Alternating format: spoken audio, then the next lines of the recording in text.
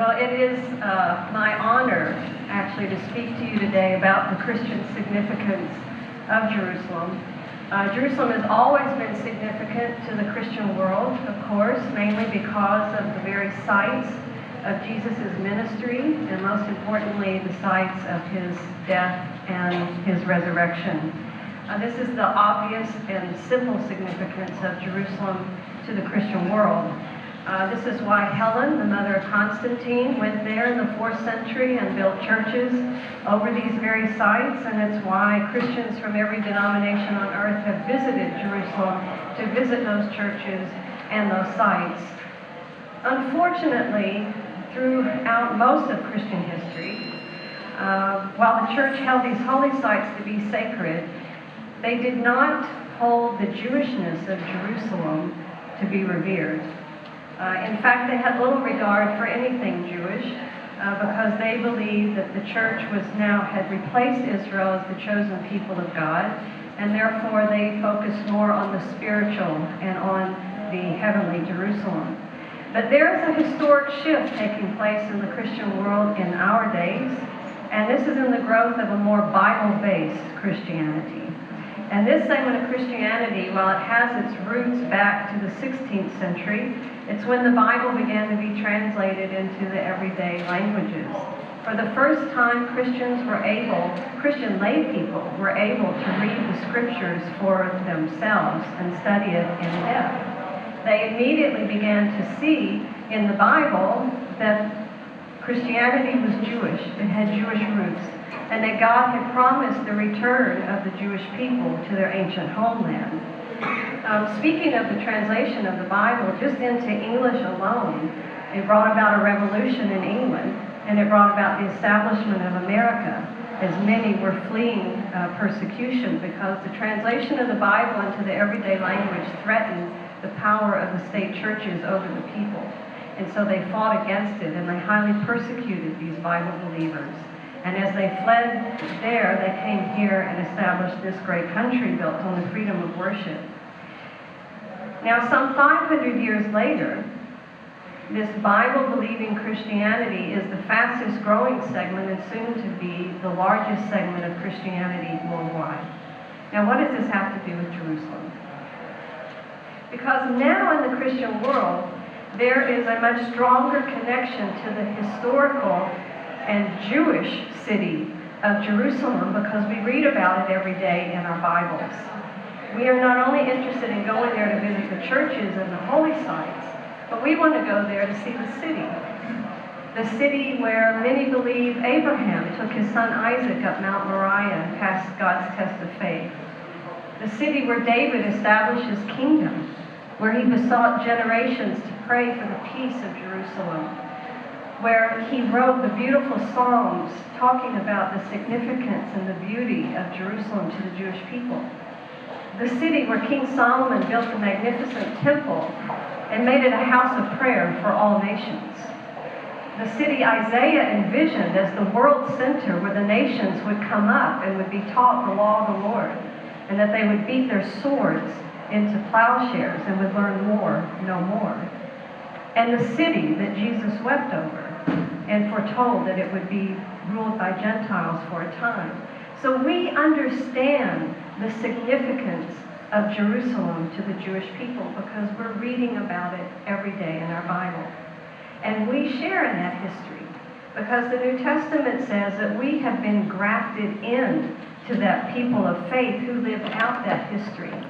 So their national history has become our spiritual history. And it's important to note here that where the Bible speaks of Jerusalem, that it is speaking of what we here today call East Jerusalem. None of these many verses of Scripture refer to the western part of the city because that part of the city was only built in the last 100 years.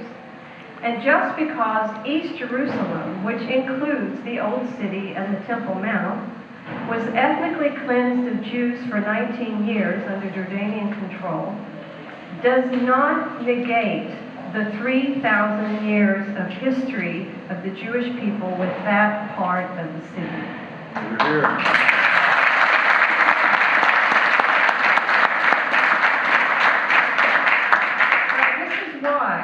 In 1980, when the Israeli government passed the Jerusalem Law and declared Jerusalem to be the eternal, undivided capital of the state of Israel, that we understood and we stood with her at that time.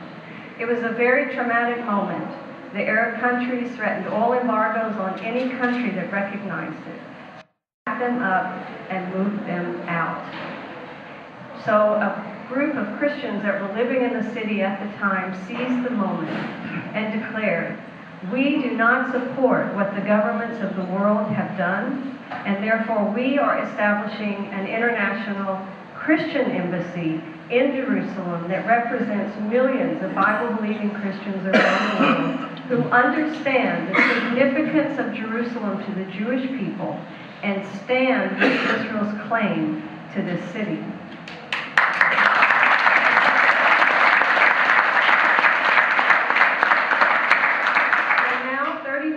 Later, we are still in Jerusalem.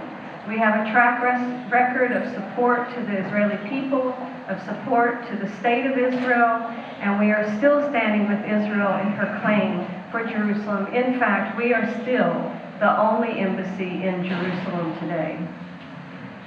So, the significance of Jerusalem to the Christian cannot be separated from the significance of Jerusalem to the Jewish people. We are intertwined through our scriptures and our spiritual bonds, and we share this heritage in Jerusalem as our spiritual capital, while Israel claims her as her national capital. So it's unfair to say that the significance of Jerusalem to the Christian world is based primarily because we have holy sites there. For in reality, all of Jerusalem is a holy site. Nevertheless, I do want to say one thing about the Christian holy sites. Israel not only voiced a commitment to, but passed into law and has observed for over the last 45 years a respect for the holy sites in Jerusalem of Christians and Muslims, and has allowed freedom of access and freedom of worship. There is considerable concern throughout the Christian world about what might happen should our holy sites be turned over to Palestinian control. Yes, there are churches throughout the Palestinian areas, and I'm sure that the Palestinian government will say that Christians will be given freedom of worship. But will they conduct themselves as a government and protect the Christian churches and worshipers against fellow Muslims should this become necessary? The lack of respect for Judaism's most holy site, the Jewish Temple Mount, gives us great cause for concern. Not only have there been examples of Arab crowds on top of the Temple Mount throwing stones down on Jewish worshipers at the wall, but there has been a wanton destruction of Jewish antiquities from the First and Second Temple periods by Muslims as they excavate underground on the Temple Mount. There is a growing Islamist movement throughout the Muslim world that is totally intolerant, and Christians are being attacked and churches burned by them. There are many recent examples of this in Egypt and Iraq just alone, but we really don't have to look that far for examples. The Palestinian Authority has just signed a unity pact with an Islamist group, Hamas, who did not protect the Christians from being attacked and bombed, and the owner of a Christian bookstore was murdered and thrown into the street in Gaza. In fact, it was a Hamas-Fatah joint force of 13 terrorists that took refuge in one of Christianity's most holy sites, the Church of the Nativity in Bethlehem, in 2002. They held the clergy hostage for 39 days. They stole any icons or religious artifacts of value. They used pages from the Bible as toilet paper, and they left the church filled with 40 booby-trapped explosive devices. So in short, that means one of Christianity's most holy sites was thoroughly desecrated by adherents of the very same parties seeking control over Jerusalem and our holy sites. Today, as I speak, Muslims are building on top of the hill that many of us consider to be Golgotha. and they are building a wall on top of the Garden Tomb that is illegal and threatens the integrity of the Garden Tomb as well as the safety of the visitors there. I am so glad that we have the Israeli government to appeal to for help in this situation. And I do take this opportunity to ask them for their help in stopping this encroachment on the Protestant world's most holy site. Church leaders in Jerusalem are worried, and believers worldwide are worried. Just think what it would be like if that site was under Palestinian control and not under Israeli sovereignty. We want to maintain the status quo in Jerusalem. We want Israeli sovereignty over Jerusalem. Yes. Right.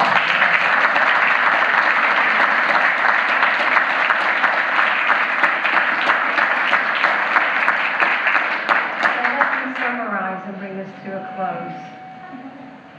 We stand with Israel and her claim to Jerusalem because, one, we share the same biblical and historical connection.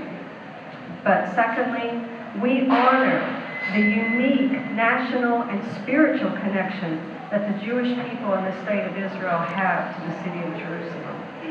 Thirdly, because we trust Israel to maintain safety and freedom of worship for everyone throughout Jerusalem. But lastly, because just as you cannot separate Christianity from its Jewishness, you cannot separate Jerusalem from her Jewishness.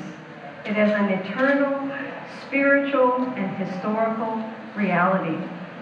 So yes, Jerusalem is significant to Christians. We also have a history and an important religious sites in Jerusalem, but only the Jewish people have the historical, national, and legal connection to the city of Jerusalem that goes back some 3,000 years. The world needs to honor this and recognize Jerusalem as the eternal, undivided capital of the state of Israel.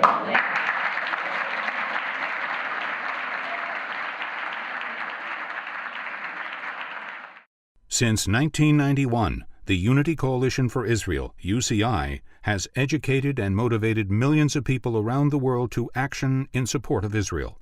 UCI is an alliance of Christian and Jewish organizations and individuals working together to ensure the sovereignty, safety, and security of Israel, America's only reliable democratic ally in the Middle East.